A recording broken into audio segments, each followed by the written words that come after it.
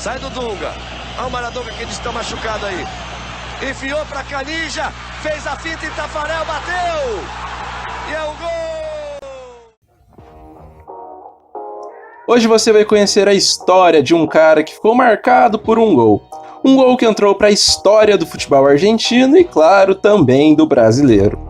Mas Cláudio Caniggia foi muito mais que isso. Ele foi um sujeito raro no mundo da bola, seja pelas suas habilidades dentro do campo, com uma velocidade e um arranque assustador, que lhe rendeu o apelido de El Hijo del Viento, o Filho do Vento, como as suas polêmicas também fora dele. Se você ainda não for inscrito, fica aí o convite, cara, para você se inscrever neste canal, que cada semana você vai ver a história de um jogador diferente por aqui. Então, senhoras e senhores, a história dele, Cláudio Caniggia. Cláudio Paul Caniggia nasceu no dia 9 de janeiro de 1967, em Henderson, uma província no centro-oeste de Buenos Aires, capital da Argentina.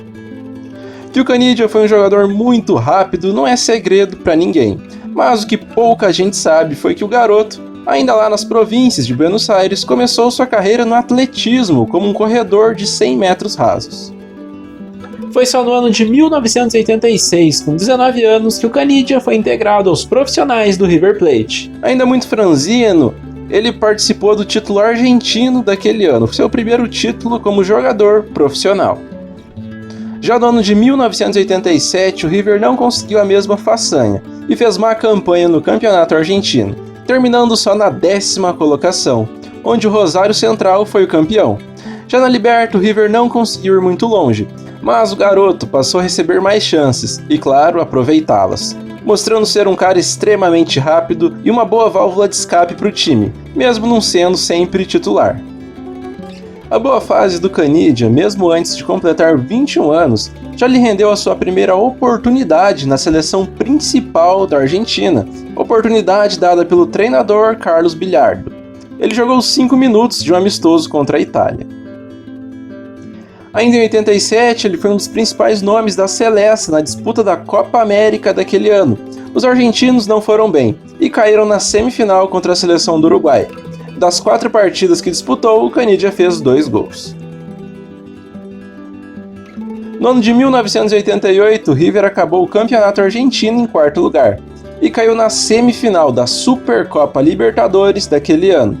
O time tinha no plantel jogadores de nome, jogadores da seleção, como o goleirão Goicoechea e o defensor Ruggeri, além de ter boas peças ofensivas, mas não arrumou nada nesse ano. Quem arrumou foi o Caniggia, que impressionou o futebol europeu e recebeu uma proposta do Hellas Verona da Itália. Então, logo na metade de 88, deixou a Argentina rumo à terra da bota. Com a camisa do River, Cláudio Caniggia jogou 53 partidas, marcou 8 gols e ganhou uma taça. No Hellas Verona, o Caniggia permaneceu só uma temporada, justamente 88-89. E jogando como ponta no difícil, duro e marcado futebol italiano, o Caniggia teve dificuldades de adaptação nesse ano, apesar de mostrar que era um cara muito rápido e muito talentoso. Tais características fizeram com que a Atalanta o contratasse. No Hellas, o Caniggia disputou 21 jogos e marcou 4 gols.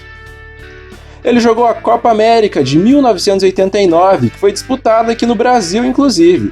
A Argentina de Maradona não conseguiu passar da segunda fase de grupos e não conseguiu a taça, que ficou com a seleção brasileira. O Caniggia fez gols importantes e decisivos, que ajudaram sua seleção, mas que não foram suficientes para a Albiceleste. A temporada de 1989-90, na Atalanta, foi a primeira de um cara que até hoje é um dos nomes mais notáveis da história do clube. Na Copa da Itália, o time foi eliminado nas quartas de final pelo poderoso Milan no triangular final e terminou o cálcio daquela temporada na 7ª colocação. Jogando bem, se manteve na seleção mesmo com as trocas de clube e obviamente foi convocado para o Mundial de 1990 na Itália, depois de ter feito uma temporada com 33 jogos e 8 gols marcados. Além do bom rendimento, a sua convocação para esse Mundial de 1990 foi um pedido muito especial do amigo Maradona.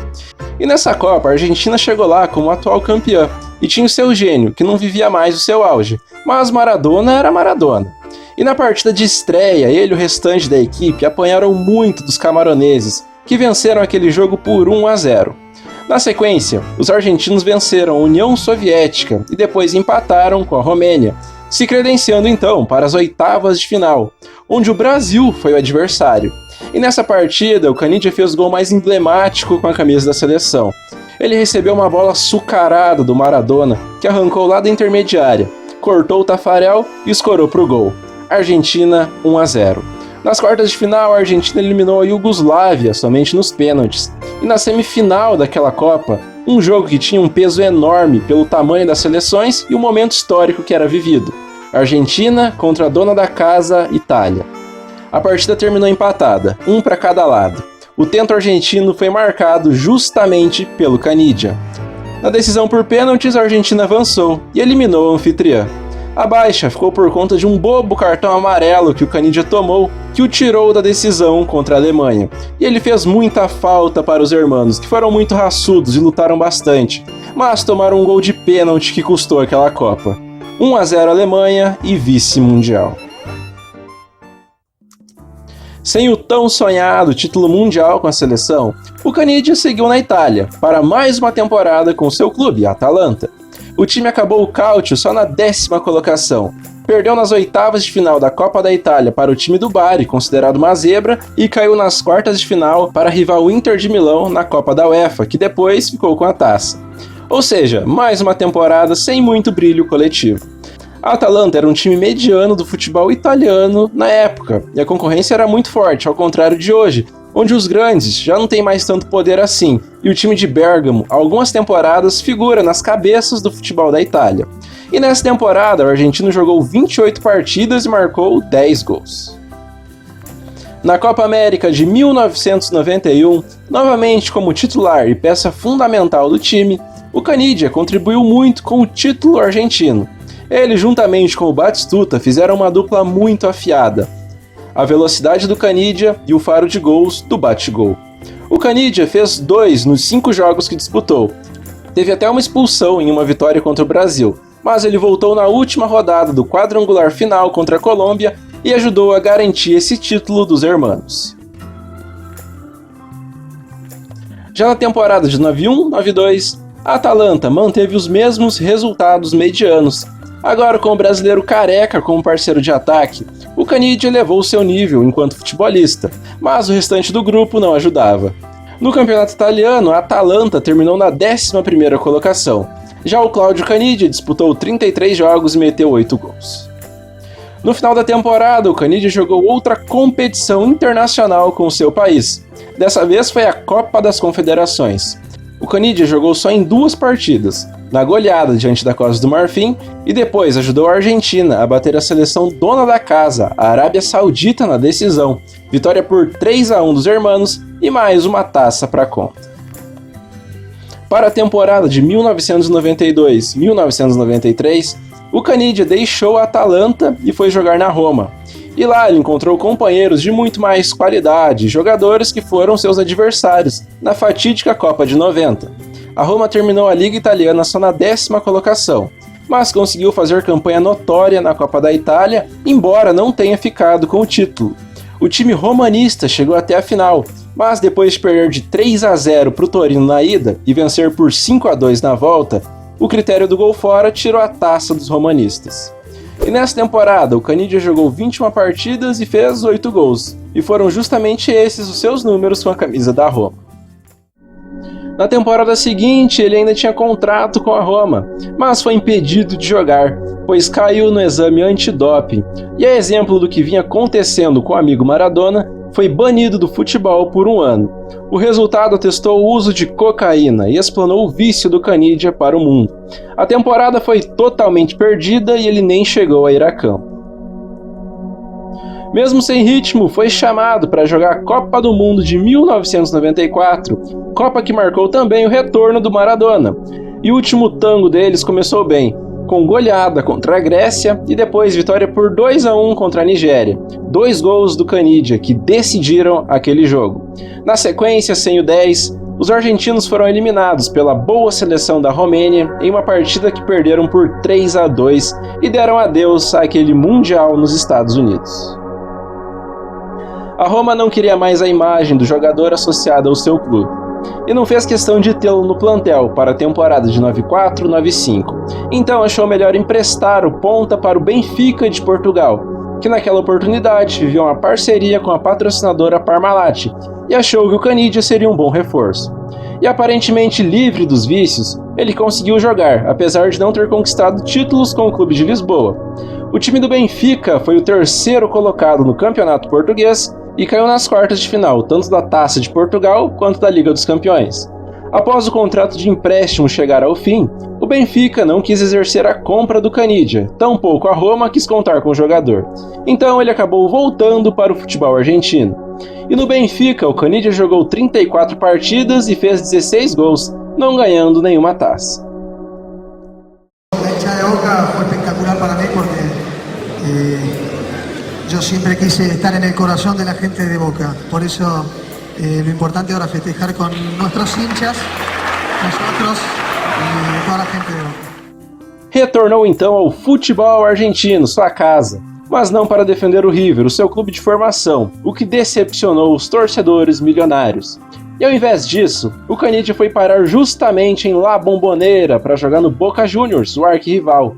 Porém, mesmo com a parceria com o Maradona, que também regressou para defender o clube, um elenco forte, o Boca não conseguiu títulos. E foi justamente em um clássico contra o rival que o Caniggia protagonizou o famoso beijo no El Pibe, que ganhou o mundo e teve muita repercussão.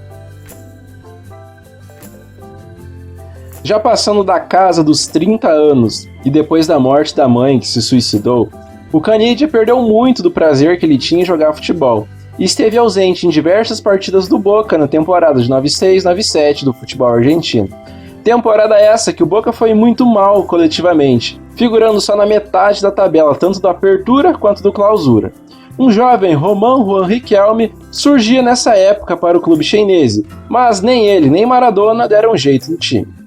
Para a temporada de 1997-1998, as coisas melhoraram para o clube, que ganhou reforço de Martim Palermo para ser o grande companheiro de ataque do Caniggia. Entretanto, a seca de títulos prosseguiu.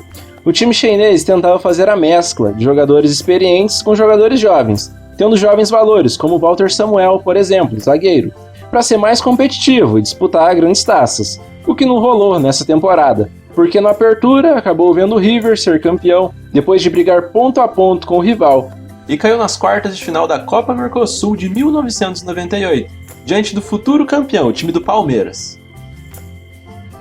Depois de voltar a engatar uma boa sequência, o Caniggia acabou ficando de fora da Copa de 1998, pelo mesmo motivo de ter ficado de fora da seleção nos últimos anos, como nas Copas Américas de 95 e 97, o treinador Daniel Passarella. Contudo, a história ainda foi pior, porque passou de um simples péssimo relacionamento. O Passarella ordenou que os seus jogadores cortassem os cabelos para jogar a Copa na França. E o Caniggia, da mesma forma que o Redondo, estrela do Real Madrid, um dos melhores do mundo naquela altura, se recusaram. E aí eles foram cortados da convocação, eles não jogaram a Copa justamente por causa disso. A Argentina acabou sentindo muito a falta dos dois em campo e perdeu para a seleção da Holanda, sendo eliminada daquela Copa. Voltando a falar dos clubes, na temporada de 98-99, o Boca Juniors finalmente conseguiu os tão almejados títulos, que vieram em dose dupla. O time começou ganhando o torneio Apertura em 1998, com sobras e boas partidas e gols do Caniggia, e faturou também o Clausura no primeiro semestre de 1999, em que o Boca pôde dar o troco no River, deixando o rival para trás na tabela de classificação, com 44 pontos contra 37 dos milionários. Então, depois disso, o Caniggia retornou ao futebol italiano para vestir as cores da Atalanta novamente, que jogava a Série B naquela oportunidade. No Boca Juniors, o argentino disputou 76 partidas, marcou 33 gols e ganhou justamente esses dois títulos. Na volta à Atalanta, não conseguiu ser nem sombra da primeira passagem, e o clube que amargava uma segunda divisão, ao menos conseguiu terminar em segundo lugar, e aí conseguiu o seu retorno à elite do futebol italiano. O Caniggia participou pouco da campanha, e passou longe de ser destaque, ainda mais depois de tretar com o treinador. Depois disso, deixou de vez o time de Bérgamo, e com a camisa da Atalanta, somando as 2 passagens, o ponta jogou 111 partidas e meteu 27 gols. Aí depois disso, para a temporada de 2000-2001, ele foi jogar em um centro alternativo, o futebol escocês. Por lá o Canidia conseguiu jogar bem e voltou a ter bons jogos, mesmo com já 35 anos, ajudando o clube a terminar na 6ª colocação do futebol nacional. As boas atuações chamaram a atenção de um dos maiores clubes do país, que contratou o veterano. No Dundee, ele jogou 21 jogos e foi às redes 7 vezes. O tradicional Rangers foi o destino do jogador, e nessa temporada de 2001-2002, o clube conseguiu ser campeão da Copa da Escócia e também da Copa da Liga Escocesa. 2 títulos muito importantes, além de um vice-campeonato na Liga da Escócia. O Canidia fez boa temporada. E agora a seleção argentina, que tinha o comando do Marcelo Bielsa, decidiu contar com ele para o Mundial de 2002. Nessa temporada, o cara jogou 37 partidas e fez 9 gols. Para a Copa do Mundo de 2002, na Coreia e Japão, o Canidia foi chamado, mas na condição de 4ª opção do ataque, já que a seleção ostentava Gabriel Batistuta, Hernan Crespo e Cláudio Lopes. Acabou que o Canidia nem saiu do banco no fiasco argentino, que foi a eliminação logo na primeira fase. A curiosidade foi que mesmo assim, ele conseguiu ser expulso do banco, depois de reclamar uma falta no Ortega, no fatídico jogo contra a Suécia, jogo que selou a eliminação dos hermanos. Sendo assim, com a camisa albiceleste, Cláudio Canidia, carrasco do Brasil em 90, jogou 50 partidas, marcou 16 vezes e conquistou 2 títulos oficiais. Depois desses acontecidos, a temporada lá na Escócia foi muito interessante para o Canidia e para o Rangers. O time conseguiu a façanha de ganhar a tríplice coroa nacional, ou seja, ganhou o campeonato escocês, voltou a ganhar a Copa da Escócia e também a Copa da Liga Escocesa. Copa da Liga que o Canidia meteu um dos gols na vitória por 2-1 contra o grande rival, o Celtic. Mesmo sendo peça importante no plantel, apesar de não ter a titularidade absoluta e entrando em campo no decorrer das partidas ou sendo sacado no segundo tempo, o Canidia deixou o Rangers, rumo ao futebol do Catar. Em terras escocesas ele jogou 66 partidas, anotou 18 gols e levantou 5 canecos. Perto dos 40, o Canidia, que sempre foi muito talentoso, mas não foi um exemplo de cuidados com o corpo, com a saúde, de profissionalismo, foi se aventurar no Catar. E lá ele conseguiu a última taça da sua carreira, que foi justamente a Taça do Catar. E no clube foi só essa temporada mesmo. Ele não anunciou oficialmente a aposentadoria, mas depois de 2004 parou de jogar futebol. Com a camisa do Catar foram 15 jogos, 5 gols feitos e um título conquistado. Eu disse que aquela não foi a aposentadoria oficial, porque o Canidia ainda foi convencido a largar a vida de ex-jogador em 2012, por um time chamado Wembley, da 9ª divisão inglesa, para jogar a fase preliminar da Copa da Inglaterra. O clube conseguiu recrutar outros aposentados para jogar também, em uma jogada de marketing que envolvia a cerveja Budweiser. Eles venceram o Langford por 3-2. Um dos gols foi marcado pelo próprio Canidia, que foi o man of the match dessa partida, ou seja, o melhor em campo. E depois disso ele jogou mais uma partida pelo clube para daí se aposentar de vez. E daí sim, Cláudio Canidia jamais voltou a disputar uma partida oficial. E jogando pelos clubes foram 420 jogos, 127 gols marcados e 9 títulos conquistados.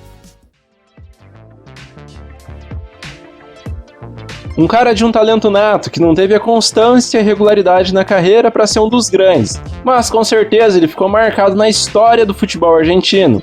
Um cara que apesar dos pesares conseguiu ser muito vencedor, que jogou muita bola e teve uma carreira de sucesso. A quem viu até aqui, fica o agradecimento, pedido de compartilhamento desse vídeo e do comentário do que você achou. Deixa aí a tua opinião sobre o Cláudio Canidia. Que semana que vem, tamo aqui de novo. Até a próxima e falou!